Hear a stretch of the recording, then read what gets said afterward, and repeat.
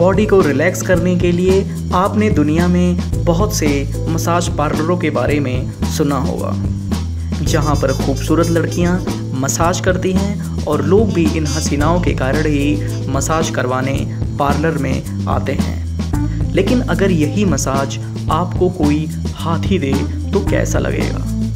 जी हाँ दोस्तों, थाईलैंड के शहर पटाया में आजकल टूरिस्ट इस नए प्रकार की मसाज का लुत्फ उठा रहे हैं।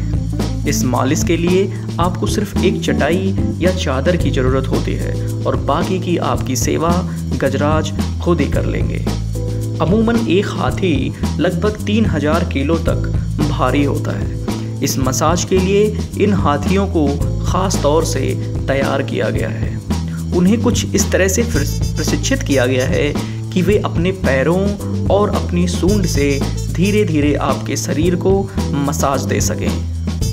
आइए दोस्तों, अब ये जानते हैं कि आखिर इन हाथियों को प्रशिक्षण देता कौन है। जर्मनी के बोडो येंस फोइस्टर उत्तरी थाईलैंड में हाथियों को प्रशिक्षण देते हैं और उनके लिए एक कैंप भी चलाते हैं। उनका मानना है कि हाथी एक बेहद समझदार जीव होता है। हाथी करीब 40 प्रकार के निर्देश समझ सकते हैं।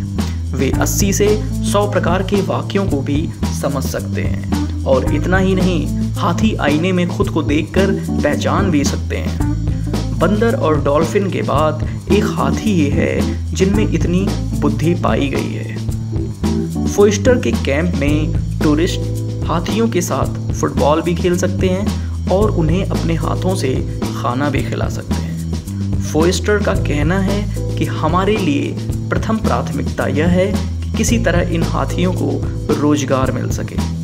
टूरिस्ट हमारे कैंप में इन हाथियों को देखकर खुश होते हैं और उनका मनोरंजन करके हाथी भी कुछ पैसा कमा लेते हैं। खैर, ये तो बात थी फोइस्टर के कैंप की। अगर मैं पूरे थाईलैंड की बात करूं तो यहाँ पर हाथियों को और भी कई तरह के प्रशिक्षण दिए जा रहे हैं। इनमें सबसे दिलचस्प है पेंटिंग करना।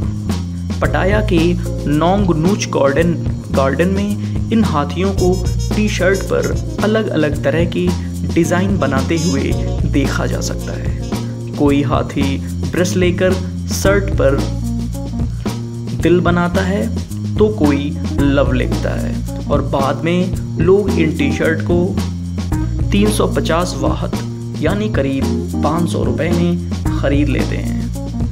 थाईलैंड में जहां लोग हाथियों के इन अनोखे कारनामों के मजे ले रहे हैं, वहीं इससे हाथियों को भी फायदा मिल रहा है और उन्हें रोजगार का अच्छा जरिया मिल गया है। दरअसल पहले थाईलैंड में लंबे समय से हाथियों का प्रयोग पेड़ गिराकर जंगलों को साफ करने के लिए किया जाता रहा है। इसी काम के लिए कई दशकों पहले हाथियों को जंगलों से निकालकर शहर लाया गया था और ख़ास तौर से इन्हें प्रशिक्षित किया गया था। लेकिन 1989 में थाईलैंड में पेड़ों की गिराने पर रोक लगा दी गई और इसी के साथ ये हाथी भी बेरोजगार हो गए। पिछले 20 सालों से यह चिंता का विषय बना हुआ था कि अब इन हाथियों के साथ आखिर करना क्या है।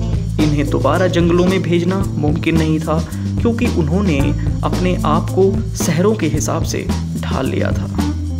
अब भारत की ही तरह यहाँ भी इन्हें सैलानियों के सैर सपाटे के लिए इस्तेमाल किया जाने लगा और अब हाथियों की थाई मसाज में बड़ी जगह मिल गई है जो गाय की हिंदू धर्म में है। धार्मिक भावनाओं से जुड़े होने के कारण भी उनके लिए कोई दूसरा काम ढूंढ पाना आसान नहीं था। तो दोस्तों, आपको हमारा ये वीडियो कैसा लगा? आप हमें नीचे कमेंट बॉक्स में कमेंट करके ज़रूर बताएं और हमारे चैनल को सब्सक्राइब कर लें और सब्सक्राइब के बगल में दिए गए बेल बटन को भी क्लिक ज़रूर कर दें ताकि हमारी आने वाली वीडियोस का नोटिफिकेशन आपको मिलता रहे। धन्यवाद।